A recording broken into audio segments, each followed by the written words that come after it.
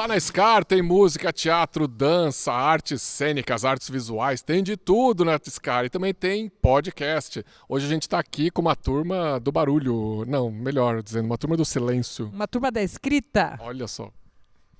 Eu sou Caio Mandolese e estou aqui com Edilma Lemanhê, diretora da Scar, e apresenta nossos convidados, Edilma. Bom, eu dispenso a apresentação, né? Os dois. Estamos aqui com Carlos Schroeder e João Chiodini, que são super mega escritores jaraguaenses. E hoje vão falar um pouquinho para nós de como funciona a vida de um escritor, editor e tudo mais que vocês fazem. Carlos e João, se apresentem um pouquinho e falem para nós um pouquinho de vocês. Olá, obrigado pelo convite. Sempre um prazer estar e ser da Scar, né? E, bom, o que eu faço? Eu vivo de literatura e vivo para a literatura, né? Então, além de escrever, de trabalhar com curadoria, de eventos de literatura, de trabalhar com fazer parte de tipo júri de prêmios literários, eu faço 1 milhão de coisas que são ligadas às amenidades da literatura para poder, digamos, pagar as contas e vencer os boletos do final do mês. Mas tudo isso começou há muito tempo atrás, quando eu era um jovem leitor, né? E tinha o sonho de um dia poder viver da escrita, coisa que eu ainda hoje não faço, que é viver da escrita, mas sim dos derivados dessa escrita, né? Então eu sou o Carlos Henrique Schroeder, escritor, editor e roteirista, e é um prazer estar aqui com vocês ao lado do meu grande amigo João. Bem, eu fui iludido pelo Carlos e que isso era uma boa vida. E tô aqui, sócio dele na design. A vida é fácil, né, João? Vou ficar ali só escrevendinho e tal, quietinho, sem ninguém incomodar. Eu enchia tanto o saco do Carlos que ele falou, não, vem ser meu sócio. Eu era aqueles cara meio estranho que ficava com um texto embaixo do braço esperando ele sair do prédio. Lê isso aqui pra mim. E assim começou, então eu aprendi muito com o Carlos, aprendo, né? E tô nessa lida sempre também, né? Escrevendo e editando e tentando fazer disso uma coisa feliz e rentável. O João deu um pouco spoiler de como começou a vida de escritor dele. E Carlos, como começou a tua vida de escritor? Então, escrever é ou algo de gosto, né? Gosto, né? Na verdade, eu acho que você já nasce com um componente, não há mais, faltando, tá? Para entrar para o mundo da escrita. Porque, na verdade, escrever é como se fosse uma espécie de esquizofrenia controlada, onde você vai dando voz a outros personagens, a outras questões, a outros mundos, a outros cenários, né? E daí chega um momento que você começa a imprimir essas coisas, quando você escreve, né? Então, para quem tem um mundo interno muito ativo, a escrita acaba sendo uma espécie de psicanálise, né? Você acaba se narrando e narrando a vida de outras pessoas, e acaba se entendendo mais e melhor. E eu entrei desde a mais tenra idade, lá no município de Trambudo Central, há muitos anos atrás. Eu sempre alimentei um desejo de me expressar de uma maneira que não fosse apenas pela maneira oral. Então eu fazia histórias em quadrinhos, criava pequenas histórias. E esse desejo foi crescendo a partir do momento que eu encontrei a leitura, né? Que o alimento de todo escritor é sempre a leitura, né? Hoje, se me dissessem assim, Carlos, escolha, você prefere escrever ou ler? Eu, obviamente, vou ficar com a leitura, que é o alimento primordial, onde alimenta as imagens, onde você alimenta as suas referências e onde você alimenta esse monstro enorme, que é um monstro de essa esquizofrenia, que é algo muito grande, né? Então você precisa estar alimentando isso. Ou você escreve, ou você lê, ou você vê filmes. Você precisa estar sempre alimentando isso. Então, naturalmente, quando eu me descobri doente por literatura, a partir dos 12 anos de idade, quando meus pais foram viajar, eu fiquei em casa sozinho. E sozinho não, né? Com uma prima. E por fim, entediado, eu já lia um ou outro livro, mas peguei um livro e devorei o Robinson Crusoe, que é um romance do Daniel Defoe, que é um romance de aventura. Eu virei a noite para terminar aquela história e me descobri absolutamente encantado por aquele mundo, porque eu respirava como Robinson Crusoe, eu vivia como Robinson Crusoe, eu sentia os cheiros, eu vivia as aventuras dele. Então eu fui absolutamente dopado por aquela narrativa. E depois eu quis repetir esse momento de doping, né? Tá sempre buscando aquela, entre aspas, adrenalina, né? De sentir a catarse, emoção, né? Você se encontrar, né? E aí foi isso que aconteceu. Eu comecei a ler sem parar e alimentando essa minha vontade de me expressar, que era pela escrita, pelos desenhos, sempre fui um mau desenhista, né? Acabei caindo de vez na escritura, que uma coisa, a gente fala literatura, mas literatura é a leitura e a escritura, são coisas muito distintas. O que é a escritura e o que é a leitura. São gestos e momentos diferentes, né? A escritura é uma experiência individual que ela é mediada pelo conhecimento, né? O conhecimento que você tem. A leitura é a mesma coisa, né? Só que são coisas diferentes. Ler e escrever são coisas muito diferentes. E dentro de escrever também tem coisas muito diferentes, né? Tem a escrita mais autoral que vocês exercem, mas também tem essa escrita sob encomenda, uma escrita de projetos. Né? Também tem esse lado... No fim das contas, é essa que paga as contas das grandes editoras, e a outra é o que define a identidade de um país, né? A literatura, quando você fala a literatura brasileira, você vai lá, quem são os cânones? A Guimarães Rosa, que tinha um tipo de linguagem, o Machado de Assis, a Clarice Lispector. Eles definem a nossa identidade, mas a de entretenimento é que paga as contas da editora, da livraria, né? Então são dois. O João tem uma teoria interessante sobre. Vai lá, João. Então, João, vai lá. Fala a sua teoria. Isso foi um passe de bola. Né? Que não existe teoria nenhuma. Não existe teoria nenhuma. Mas dentro dessa conversa que a gente sempre fala, é que essa literatura artística, de entretenimento, vamos assim chamar, ela necessita de uma coisa que a gente não tem na nossa rotina, que é a ociosidade. Nós estamos sempre correndo atrás de projetos, sempre correndo atrás da máquina, né? Então, é uma coisa que nós sempre conversamos, criar grandes projetos para se trabalhar em poucos projetos e ter meses de ociosidade num ano, onde tu consegue ter a respiração criativa, que não é, eu vou receber uma inspiração, não. É o cara poder ler os livros que o cara quer, ver os filmes que o cara quer e refletir sobre isso, tomando um café, olhando um carro passando, vendo alguma coisa com estranheza que acontece e de repente você junta tudo isso com as suas referências e se cria uma coisa que você chama de arte. Então, infelizmente, a gente precisa achar esse respiro entre um projeto e outro hoje, né? A gente não tem o cenário, o ambiente ideal para se criar a orquídea da literatura, vamos dizer assim, né? Mas essa é a luta, né? E tem uma coisa que é interessante, que as pessoas reproduzem não é um código, mas digamos que é uma máxima, né? As pessoas escrevem à noite porque é melhor.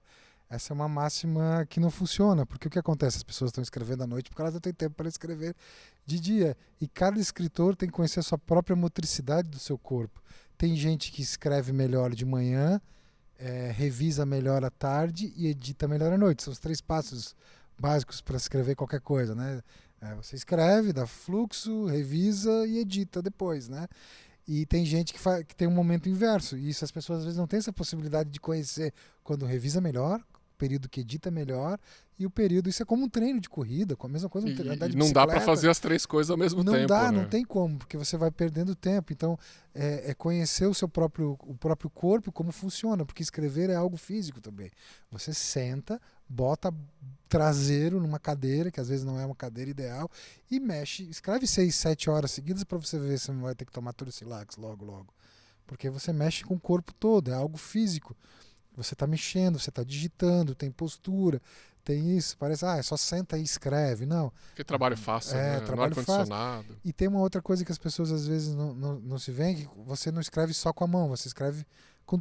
Nós somos a soma das nossas referências, tudo aquilo que você consumiu, tudo aquilo que você leu, todos os filmes que você viu, né? Todo o teu arcabouço intelectual está sendo usado para construir uma mensagem estética. Essa mensagem estética é o texto, né? Então tudo isso está ali, nada é gratuito dentro de um texto, embora o texto pareça ser fácil ou difícil, né? Pensando um pouco, quem está nos ouvindo, nosso foco é falar sobre a vida de artista e aí aqui estão passando vários artistas falando um pouquinho da sua formação. Quem está nos ouvindo, eu escrevo bem, é um sonho, é um desejo. Se vocês fossem dar uma orientação de formação, entendemos que ler é primordial, né? Se você quer ser escritor, a leitura é primordial. Em termos de formação universitária ou de cursos, qual seria uma formação mais ou menos indicada, entendendo que tem um espectro grande aí, né? Quer começar ou eu falo, João? Posso falar? Então, o que a gente fala muito é que, assim, quando eu comecei, por exemplo, não se tinha muita abertura de cursos. Os livros que vinham para a gente eram muito limitados. O networking entre escritores e leitores era nulo, não existia, então a gente não tinha muita referência. Era um tempo pré-internet ainda também, né, João? Exatamente. Então, assim, a gente se permitia alguns erros de iniciante que hoje já não se dá mais para ter. Então, a pessoa, ela além de ler, óbvio, tudo que tá saindo de novidade, das coisas boas que valem a pena dentro da área que ela quer seguir, porque quando a gente fala em livro, é como a gente falar em roupa. Tem uma roupa social, tem uma roupa de futebol, então livro é muito amplo, mas se a gente vai falar de literatura, vão se ler os clássicos, vão ler os contemporâneos que estão dentro daquela literatura que a pessoa se propõe a fazer e buscar os cursos de escrita criativa e as conversas, né? E hoje em dia, dentro dessa coisa que a gente faz, existe toda uma prestação de serviço de grandes escritores. Uma leitura crítica, um trabalho de aprimoração de capa, de editoras, tem muita coisa que é possível fazer. Então a pessoa ela já tem que começar com uma certa maturidade, porque se vai fazer na louca, ela vai repetir o erro que todo mundo já repetiu, né? Então ela começa muito atrás. Aí tem também a questão, eu imagino, que escrever é uma atividade muito solitária, né? A não ser eventuais projetos que você escreva com mais gente, mas na maioria das vezes o escritor está sozinho, com papel, com computador, com máquina de escrever, com caneta, lápis, cada um tem seu método, mas na hora que você põe o texto para alguém ler, para fazer uma leitura crítica, que nem você falou, tem que estar preparado também para ouvir, né? Isso, sobretudo assim, a escrita ela não comporta uma espécie de transmissão, de uma osmose, né? Então, o que acontece? O primeiro grande erro de quando alguém está começando a escrever é escrever como gostaria e não como realmente escreve. Ou seja, o iniciante emula um ideal de escrita, não escrever é como Graciliano Ramos. E aí acaba emulando e buscando aquilo, sendo que não é a própria voz. Eu acho que o principal é identificar aquilo que a gente gosta de chamar que é a voz. Cada um tem uma voz indissolúvel, digamos, que é essa voz que vai se emprestar. Depois você tem uma voz, você tem um narrador que vai contar a história que você quer contar. Então, assim, ter referências, ter um cabedal de referências. Hoje nós temos vários cursos gratuitos e tal, mas não só fazer os cursos, temos cursos de escrita criativa, tem curso disso. A universidade é excelente, mas a universidade geralmente forma professores, né? Professores de literatura, professores, nem sempre os escritores são oriundos do meio acadêmico, né? Até porque muitas vezes a grande parte dos autores tem que ter um percurso livre, né? E a academia acaba te toldando e te prendendo em alguns aspectos, né? Que você não pode ter determinadas posturas dentro da academia que às vezes são necessárias dentro da escrita e tal. Mas grande parte hoje vamos separar, o campo literário é muito grande, mas tem 1/3 dos escritores hoje são professores universitários, 2/3 vivem derivados da literatura, e o outro terço ou é tradutor, ou é isso, ou é aquilo, né? Então, não em termos de rentabilidade, não é uma, não, como eu vou dizer para vocês, não é uma grande sacada ser um escritor, porque, cara, vamos pensar o seguinte, vamos contratar alguém para fazer uma agita, um som, beleza, você contrata, faz, é algo que vai agitar 10, 20 pessoas, vamos exibir um filme, tá, paga os direitos, exibe o filme. Agora, o livro é algo tão pessoal e pede um ato tão, digamos, revolucionário, que é você, sozinho, se fechar no mundo, nessa espécie de cinema interior, abrir um livro e entrar imerso dentro daquilo. Então é algo tão pessoal, tanto para o escritor quanto para o leitor, que não é uma coisa popular, digamos. Assim, todo mundo gosta de ler, tem muita gente, mas não é algo tão assim. É muito mais fácil eu colocar 1000 pessoas na escala para ver uma orquestra, para ver um teatro, para ver, do que para falar um escritor, para ter uma leitura. Ou vender 1000 livros. Ou vender 1000 livros, exatamente. Então, porque pede um outro tipo de conexão, já vou te passar, pede um outro tipo de conexão e um trabalho muito mais rigoroso de interpretação. Porque eu posso sentar aqui e decodificar uma música que vai me levar para vários lugares. Não estou menosprezando nenhum tipo de área, nem perto disso. Tá? Mas às vezes é mais fácil decodificar uma música quando você fecha o olho e decodifica, ou ver uma peça de teatro e tal, do que você ter que mergulhar num livro e ter que entender os sinais, os signos e os caminhos. Eu acho E ainda hoje em dia pede duas coisas que são muito difíceis, que é silêncio e tempo. E tempo, então 3, e concentração. Concentração. Porque a gente vive num mundo cada vez mais barulhento e cada vez mais coisas acontecendo ao mesmo tempo. Não, aí se você compete for. com Netflix, compete com Amazon vou ler meu Prime livro Video, depois de ver cara. um capítulo de uma série, de ouvir o disco novo da Beyoncé, depois de dar uma olhada nas notícias, Sim, acabou meu tempo. eu leio muito menos hoje do que eu li há 10 anos atrás, porque daí tu vai acompanhar uma série, você vai ver um filme, vai ver isso. Eu já lia 3 livros por semana, hoje não. Para ler um tá difícil, entendeu? E olha que você ainda tá bem acima da média sim, eu geral. sou nerd, né? Então, nerd de livros, mas... Olha lá, João. E também assim, né? 1000 livros vendidos não são 1000 pessoas que abrem esse livro. Então, entre a pessoa comprar, chegar em casa e fazer a leitura, existe um longo caminho. São 2 longos caminhos. E como, usando o exemplo do Carlos, de um teatro, por exemplo, tu vai com um amigo, tu sai da porta já trocando impressões. Às vezes a leitura cria essa ilha onde é você consigo mesmo. É para tu achar uma outra pessoa dentro de um clube, talvez, ou num fórum, vai achar que daí começa a conversar sobre aquele livro, mas é um passo também bem mais distante de acontecer essa troca. Então tudo isso vai criando certos obstáculos, né? Por outro lado, é muito mais fácil você construir um cânone na literatura, um cânone contemporâneo, digamos assim, do que na música, no cinema e no teatro. Então, a cada 5 anos tem um grande livro que as pessoas estão conversando, estão falando, e isso, para acontecer nos outros campos culturais, é mais difícil. Né? É mais difícil. O investimento é maior, né? É maior. Não que não aconteça. A gente Sim. tem grandes cineastas, tem tudo, mas a literatura ela está sempre... Por ser uma coisa muito portátil e barata, com R$50 você compra um livro também, por outro lado, e leva o livro para onde quiser, ele está sempre oxigenando e movimentando, e tem sempre cada vez mais gente escrevendo. Então, ele se alimenta bem. Não é a literatura contemporânea brasileira, ela não é popular, mas ela é oxigenada. E entre aspas, né? A literatura ela acaba sendo um pouco menos descartável que as outras artes. Ela reverbera um pouco mais, ela demora, mas ela tem mais tempo, né? E isso também é um efeito no leitor, né? Tu pega um baita livro que tu lê, ela causa um efeito que fica por um tempo em ti, né? É diferente de qualquer arte. Não tem comparação às artes, né? Cada um te atinge de uma forma, né? Então essa que é o grande fenômeno da literatura, né? Hoje, a gente falando em pagar boletos, né?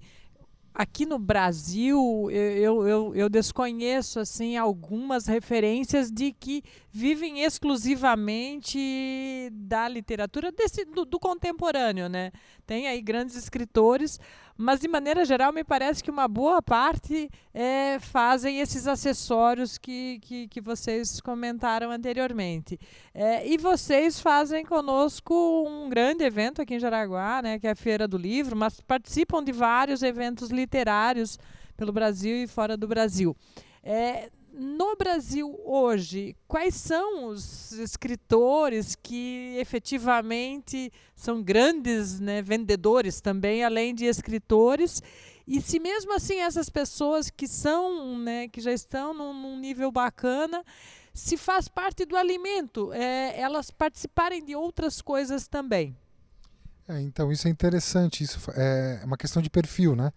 Nós temos um perfil que, além de nós escrevermos, nos dedicarmos ao livro e à leitura, nós gostamos do rolo. Nós gostamos, tanto eu quanto o João, nós gostamos da produção. De estar presente. De estar presente, mas 90% do perfil de outros autores são perfis mais discretos, não gostam de fazer. Tem casos interessantes, por exemplo, Marcelino Freire, de São Paulo, que é um escritor muito interessante, pensa a periferia, o linguajar das ruas. Ele também faz a balada literária, ajuda em eventos. só convidar ele para um evento, ele veio, ele já veio para Jaraguá do Sul 2 vezes, né? Então tem vários autores que têm perfis, né, de parecidos com o nosso, que são perfis de realizadores de produção de eventos, gostam do agito, gostam do movimento, mas a grande maioria são pessoas que são mais discretas, são tímidas. Não que nós não sejamos tímidos, nós somos também tímidos, mas a gente gosta do rolo de produção, né? Gosta Do contato humano, do da contato, troca. da troca, né? O Marcelino nós levamos para um festival literário em Urubici, né? Foi divertidíssimo, né? Então, eu acho que é uma questão de perfil. Mas, por exemplo, tem um escritor, o Itamar Vieira Júnior, que lançou um livro chamado Torto Arado, que, sei lá, vendeu agora, 200 mil exemplares nos últimos 2 ou 3 anos. É um grande fenômeno recente, eu É acho. um grande fenômeno recente. E ele é alguém super discreto, super, né, vive ele tem o trabalho dele, né? Eu acho que ele é geólogo e tal, mas é alguém super, super discreto e que começou a despontar quando ganhou um prêmio estrangeiro, né? Que foi o Prêmio Leia de Literatura, e aí entrou na editora Todavia e o livro foi construído boca a boca. Assim como a Aline Bey, que veio no ano passado aqui para a Feira do Livro de Jaraguá do Sul, aqui nesse mesmo palco, ela esteve, conversou, né? Ela foi uma autora, ela já não é tão discreta quanto o Itamar, porque ela veio do teatro. Ela fazia teatro, então ela também gosta do palco, de estar. Ela tem uma comunicação muito forte e ela construiu no boca a boca o sucesso dos livros dela, né? Também, que são O Peso do Pássaro Morto, que é excelente, e A Pequena Coreografia do Adeus. São autores. Então, o Itamar e a Aline são autores que vendem, unem a qualidade, que os dois têm grande qualidade, né, na literatura, à venda. Mas isso é algo raro no Brasil contemporâneo. Geralmente é até meio dissociado, assim, né? Aquilo que é qualidade crítica, né, dentro da literatura, né? Porque a literatura de entretenimento também tem qualidade, tem as suas, né? O importante níveis, é as pessoas, níveis, né? A gente tem vários campos. Eu gosto de brincar que dentro da literatura, esteticamente falando, a gente tem o centrão, os progressistas e os conservadores. Né? Os conservadores enxergam a literatura, que deveria ser algo como no século passado. Os progressistas são mais à vanguarda. E o centrão eles jogam para todo lado, digamos assim. Então, esteticamente falando, existem, inclusive na literatura de entretenimento, em todo tipo de literatura, são campos e são níveis. O Aline Bey e o Itamar Vieira, eles conseguem vender livros, participar de eventos e entregar um produto, né? Vamos falar em produto de qualidade estética, né? Interessante. Recentemente a gente bateu um papo em outro podcast e você fez uma fala que eu achei extremamente interessante, que é o percentual de distribuição sobre a venda de livros. Quer falar um pouquinho sobre isso? Eu falo e já passo para o João, que o João, nos últimos anos, ele que encabeçou bem do editorial e também o comercial. Se você tem um livro que custa R$100, tá? 40% fica na livraria, as livrarias precisam e vivem disso, né? Então aquele 40% fica, 10% fica com o distribuidor, que faz com que o livro chegue à livraria. É um comércio, nós estamos falando de um comércio no Brasil que gira na casa de bilhões, né? O mercado editorial brasileiro. E 10% para a livraria, para a distribuidora, 10% para o autor, ele fica com 10%, e daí sobra quanto? Sobra 40%, que fica com a editora, que corre o risco, paga a impressão, paga o capista, paga tudo. Então é um mercado de risco e é um mercado, como eu vou dizer, então para uma editora apostar em alguém, ela precisa ter um mínimo de retorno, seja um retorno financeiro, né? Ou então um retorno de crítica. Esse autor não vende, mas me dá prestígio, né? Então é assim que funciona, 40% fica com a livraria. Então não pense, cara, vamos supor assim, você vende 10 mil exemplares, que para a literatura brasileira contemporânea tá legal. É astronômico. É astronômico, é raro. Tá? 10 mil exemplares, então vamos supor R$40 o livro. Minha matemática não é boa, mas deve dar uns 4 milhões, é isso? É isso? 4 milhões? 10 mil exemplares a 40 pila? Dá 4 milhões, né? Matemática aqui. Calculadora. Gente, está passando vergonha. O nosso negócio não é matemática. A gente só calcula caracteres. Caracteres, e com a ajuda do Word, tá? Que a gente 400 mil. Não, 400 mil. Nossa, de onde que foi? Tu tem que vender 100 mil 400. livros Não, para mas ser 4 milhões. 10 verdade. mil livros a 40 Tá reais vendo? dá 400 mil reais. Então, 10 mil livros é bastante. E 40 reais é um preço médio aí. 40 dentro do é mercado. um preço médio. 10% disso é 40 mil. E aí você demora 40 mil reais, o autor ganha. Então, se vender bem. E aí você divide esse E não vende isso numa semana. Não, Vai se vender vende isso num 12, ano. 3 anos. Não, é literatura contemporânea dessa que a gente está conversando, que tem mais estética. A pessoa vai vender 1.000, 2.000 livros 3 em mil 2 exemplares anos. é a média, 4 mil exemplares. E aí você divide, bota os 10% do autor, vamos supor que vendeu bem. Vamos supor que vendeu. Em 2 anos bem. vendeu esses É. 10 mil livros. Vamos supor, eu vou usar, por exemplo, As Fantasias Eletivas, que é um livro que foi de vestibular, girou, ele vendeu 10 mil exemplares durante um período. Então, a 40 reais, deu 400 mil, não deu 4 milhões, aprendam isso. Deu 400 mil. Ele ganhou, 10%. ele ganhou 4 milhões de algum lugar. É, Depois a assim, gente vai ver. Ele estava se baseando na conta na dele. conta. Então, deu 400 mil, 10% deu 40 mil. Só que aí você divide nos 2 anos que você demorou para escrever, no ano que o livro saiu. Isso dá dividido R$1.000, por dá 24 meses. Cara, então você vai ver. 42 meses. 42 meses. Então vai dar menos de R$1.000 por mês, né? Se você dividir pelo tempo que você leva. Entretanto, vai te convidar para eventos, vão te pagar cachê, vão te convidar para curadoria de prêmios, vão te convidar, né, para ser júri disso, júri daquilo, vão te convidar para dar cursos. E aí você acaba tirando de outras maneiras. É um né, pouco dos parecido com o mundo da derivados. música, que também é a mesma coisa. Também primeiro que já não se vende CD, se toca na internet, o músico fica com um pedacinho bem pequeno, e aí vai ganhar dinheiro fazendo show, fazendo. Então, eu acho o mundo da música até mais cruel. Porque daí você tem que, a todo momento, você tem que ir lá no barzinho, fazer um som, às vezes, para pagar as contas, de uma música que às vezes você não gosta, tocar 10 vezes. E isso não acontece pro escritor, ele tem que ir em algum lugar ler um texto que não é dele. Ele só faz isso quando ele gosta realmente daquele texto. Eu acho cruel isso. Mas a gente tem que pagar as contas, né? Sim. Agora, você que está nos vendo, presta atenção. Na design, que a gente trabalha de uma forma mais comercial, é muito bom para o autor, porque 30% é mais ou menos o valor da tiragem que se paga todo o trabalho da editora. Os cabeça seca é comercial, mas porque a gente está falando ali, né? E aí o autor faz a sua venda. É a livraria do sovaco. Livrinho embaixo do sovaco, vai para esse, para aquele. Só que ele fica com 70% do valor da capa quando ele faz isso. Eles querem assim, eles vêm, gostaria de lançar o meu livro e bota para mim na Saraiva, não sei o quê. Amigo, tu é o João Chiodini lá de Jaraguá, o cara de São Paulo não vai ver teu livro e achar bonito comprar. Você tem que vender pro teu amigo. Ô Caio, compra.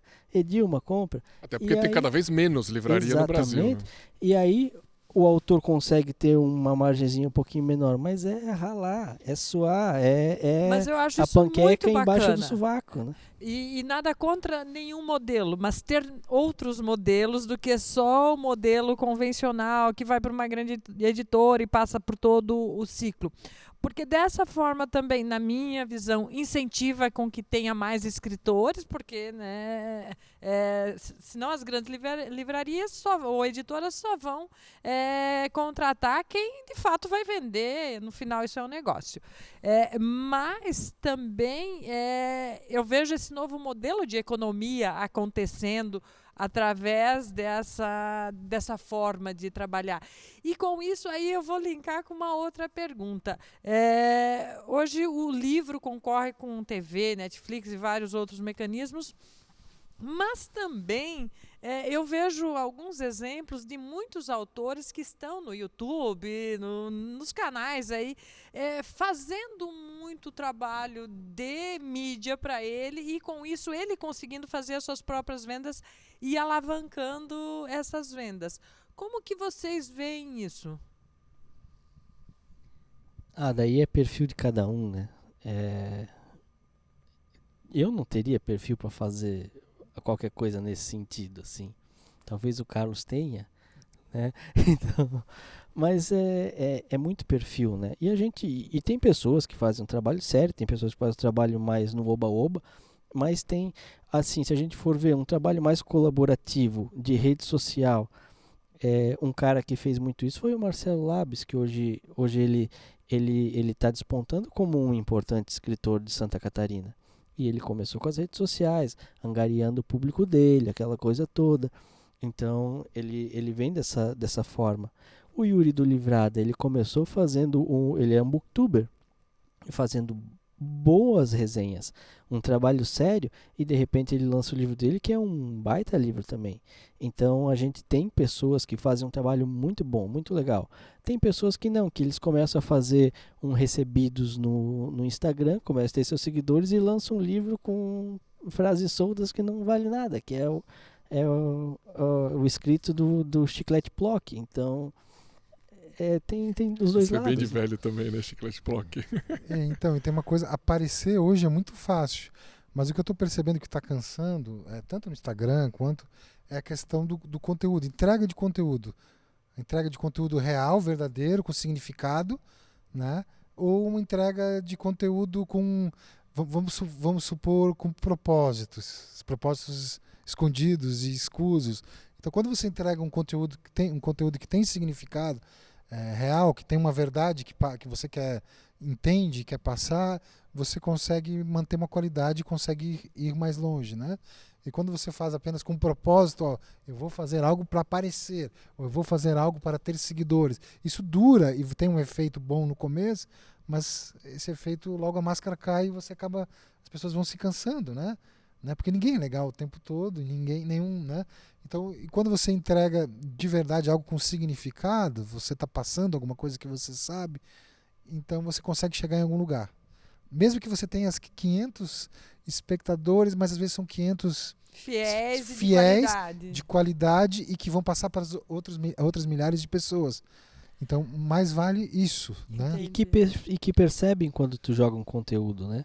Que tem muita gente assim, que olha ali, passa, mas tem gente que vem fora da rede e fala assim, eu vi aquela coisa que tu postou, né? Eu ouço muito isso das postagens do Carlos, não das minhas, que eu não tenho esse, mas o Carlos faz um trabalho sério para os amigos, para aquele círculo, gratuito. Né? E gratuito. Muito recebidinho de livro que eu fico com inveja ali, que eu vejo. Sim. Eu tenho recebido cada vez menos livros, né? Mas agora os livros que estão chegando, eu estou tendo sorte de ter bons livros. E quando você faz algo com cuidado, por exemplo, o sucesso da mulher da casa abandonada, vamos falar do podcast lá do Chico Felice. O sucesso não foi ao caso. Primeiro, o conteúdo é bom, entendeu? Ele é um jornalista que tem uma trajetória, entendeu? Lançou livro para Todavia, 2 livros, então, né, tudo contribuiu e ele entregou um conteúdo que ele tinha o maior tesão naquele conteúdo. Assim como quando ele fez o livro do Fofão da Augusta lá, que era uma reportagem que saiu em algum lugar. A reportagem explodiu, né? O nome a dele acho que explodiu ali na reportagem. A Todavia, não sei se foi o André Conti ou o Sarmatz ou o livro veio Flávio até depois Moura da pediu, matéria. vamos transformar em livro. Tem um livro lá também legal. Ele transformou em livro. Então, e ele é um jornalista dessas causas, desses grandes personagens. E ele fez um podcast com conteúdo e com significado, não só com propósito. Eu, Chico, quero aparecer e vou fazer isso. Ele tem um significado para ele aquilo. E aí parece muito natural. Que é o jornalismo, né? Eu acho que a bandeira real do Chico Felice é o jornalismo.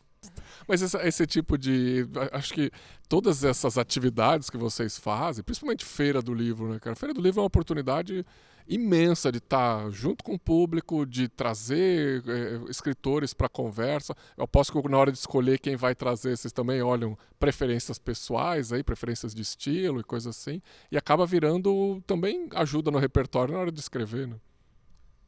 Tudo ajuda, né? A gente acaba, já que às vezes a gente não pode ir atrás da montanha até Maomé, né? Quando Maomé não vai até a montanha. Mas no caso da Feira do Livro, o ideal sempre foi, isso eu não sei, só o tempo dirá se a gente estava um pouco certo ou errado, era trazer expoentes do que era produzido no país hoje, mesmo que ainda não tivessem leitores na época, né? Tanto que, por exemplo, quando o Cristóvão Terza veio em 2007 ou 2008, em 2009 ele ganhou todos os prêmios literários do Brasil com o Filho Eterno. Então a gente já fez várias dessas. A gente trouxe um ano o César Aira, no outro ano ele estava finalista do International Booker Prize. Então a gente sempre, às vezes, correu alguns riscos, né, trazendo autores. Isso só o tempo vai dizer, né, se deixou um legado real ou não deixou, né? O Laurentino Gomes também foi assim, O né? Laurentino também, a gente trouxe ele um ano, né, um autor de história, no outro ano ele despontou e veio. O Mutarelli, o Chico Sá e o Mutarelli vieram lá em 2008, 2009.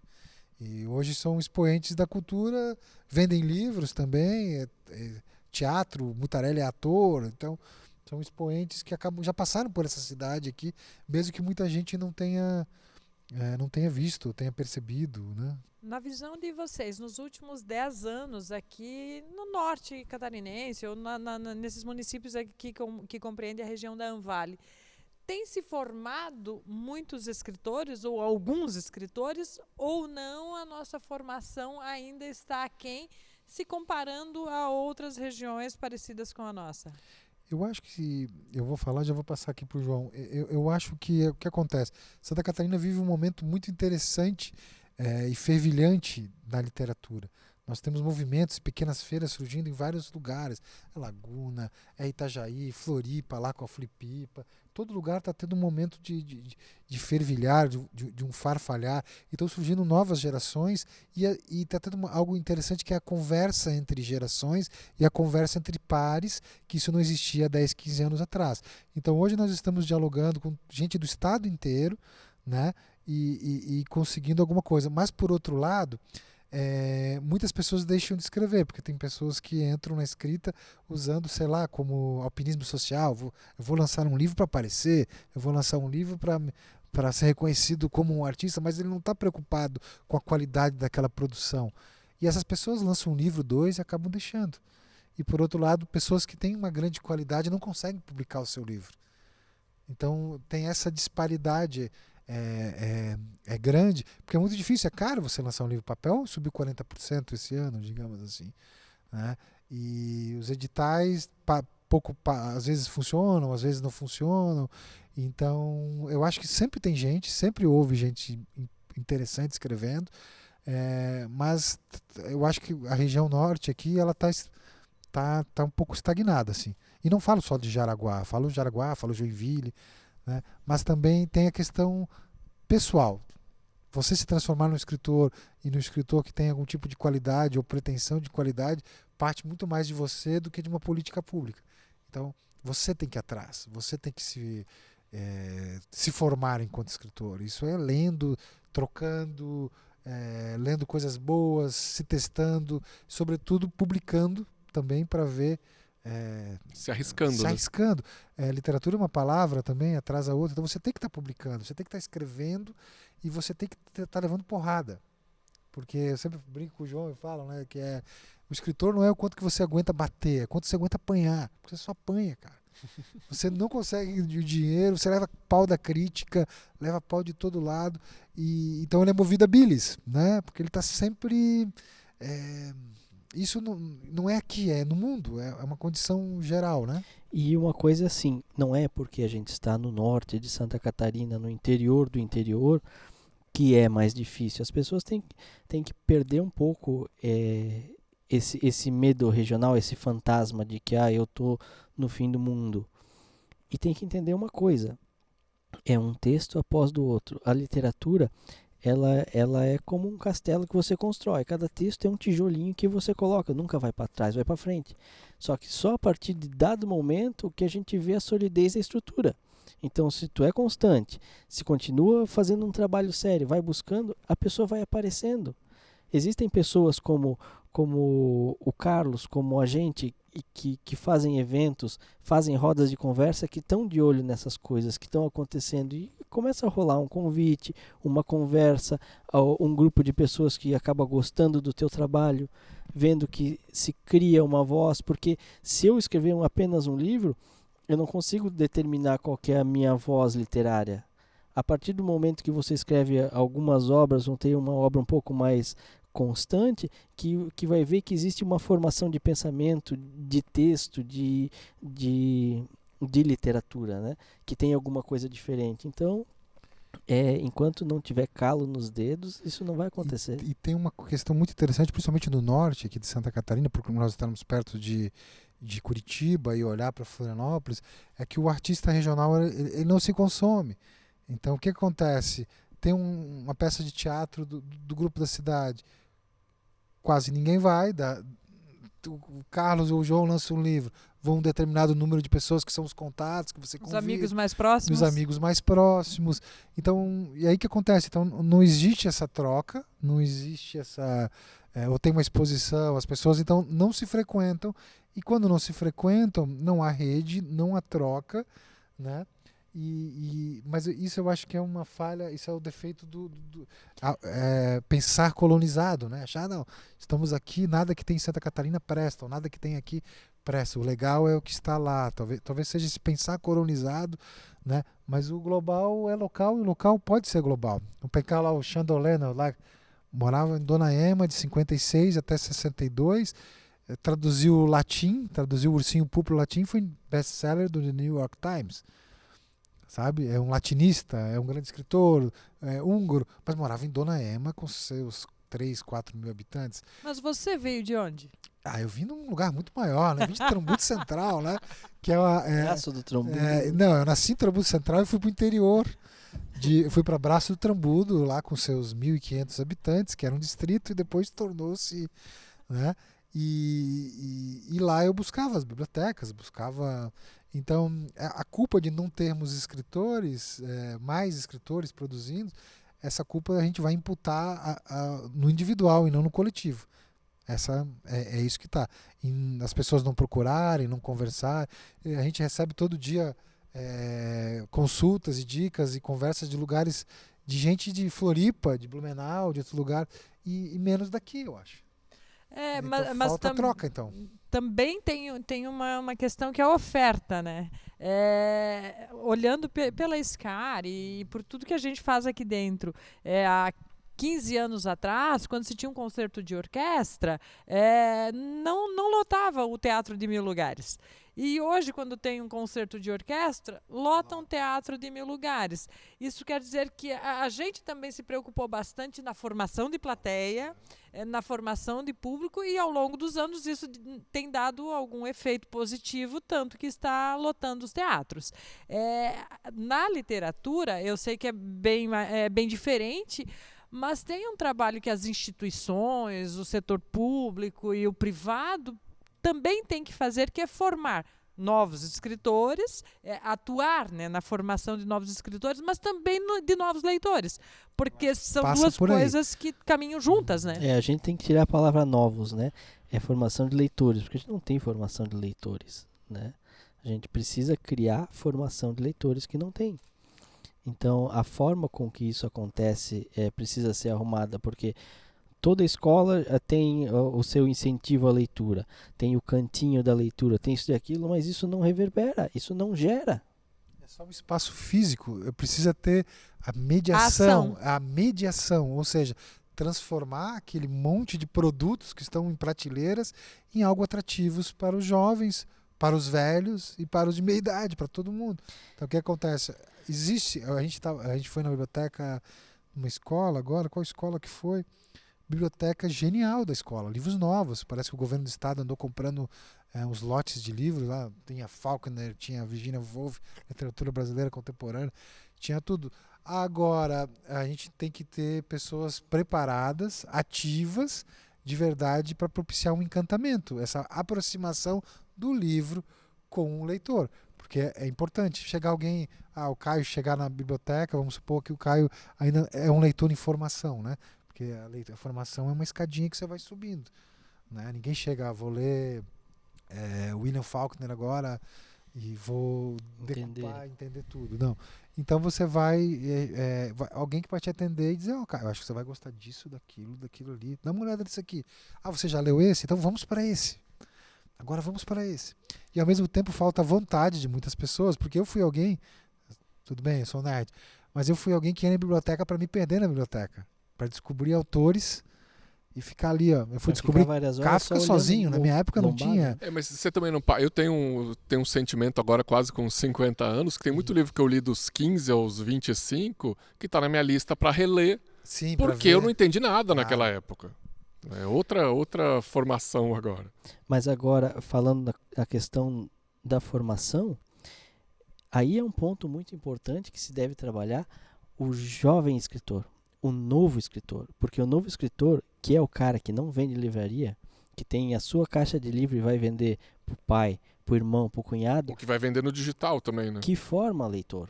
Que é o cara que faz uma pessoa ler seu primeiro livro. Sim. Que nunca leu, aí vai ler o livro porque é o livro do filho, é o livro do irmão.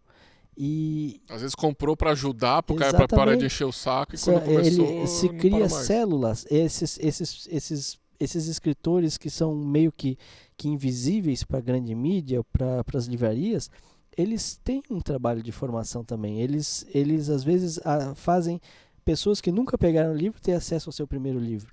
Então isso é muito importante também. Quando a gente tem editais para publicação de livro, existe uma formação de leitura indireta que não está contabilizada nesse trabalho, né? Tem outra coisa antes, ter que defender o livro já é quase um ato criminoso. O livro, ele transmitiu conhecimento, foi o grande transmissor de conhecimento durante séculos. Todo conhecimento adquirido pela humanidade ia passando de geração em geração através dos livros, né? Porque era ele que condensava. E hoje, a todo instante, a gente tem que ficar defendendo o livro. Às vezes bate uma canseira, viu? Às vezes dá uma... E não há nenhum registro tão puro e eficiente e detalhado como um registro escrito. Uma pessoa, vou fazer um vídeo explicando um processo, não é a mesma coisa. O escrito é sempre o escrito, né? Muito bem.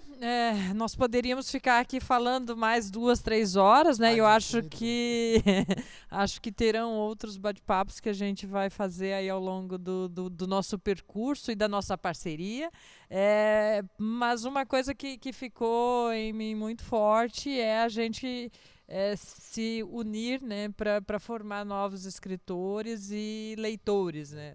Não novos leitores. É um trabalho que a gente, né, deve começar a pensar sobre isso para deixar legado para a nossa sociedade, né? Seria tão bom ter editais de primeiro livro e de projetos para primeiro livro de autores. Então, tem tantas coisas que poderiam funcionar, né? Muito bem. É isso aí, gente. Essa é a segunda temporada do Lá na Scar podcast, hoje com o Carlos Henrique Schroeder e João Chiodini, e eu e Dona Edilma Lemanhê aqui. Então, se você está ouvindo, grava aí, assina no seu agregador de podcast. Se você está assistindo no YouTube, assina o canal da Scar, ativa sininho, faz toda aquela coisa lá, dá um curtir, dá um joinha e segue o nosso podcast, todos os conteúdos da Scar. Beleza, gente? Valeu, gente. Obrigadão. Obrigado pelo espaço. Beleza. Vocês Obrigado querem pelo os dois deixar um Instagram, um telefone de contato? Vai que algum escritor Bem lembrado. novo, aí, vejo ali um lugar que eu posso me aproximar e discutir um pouco mais. No Instagram, @design editora. Design editora. @design editora. Ou é Design Produções? Deixa eu ver. Como funciona o marketing da nossa empresa. O bom com esse agora vindo aqui para esse cara, vocês vão ter mais tempo para fazer essas coisas, né? Eu espero. Vou confirmar. E eu vou lembrar vocês sempre. Eu vou tá? confirmar. Design editora. @design editora. Muito bem, é só mandar mensagem, um direct lá e vai acessar vocês. Isso e aí pode aí. começar a escrever o seu primeiro livro. Sim, também estamos designeditora.com.br, tem lá bem grande o WhatsApp com o celular do Carlos, daí ele recebe, ele fica bem feliz. Pode mandar. Valeu, Muito bem, gente. brigadão. Valeu. Valeu, agradecemos aí o Obrigadão. convite. Obrigado, hein?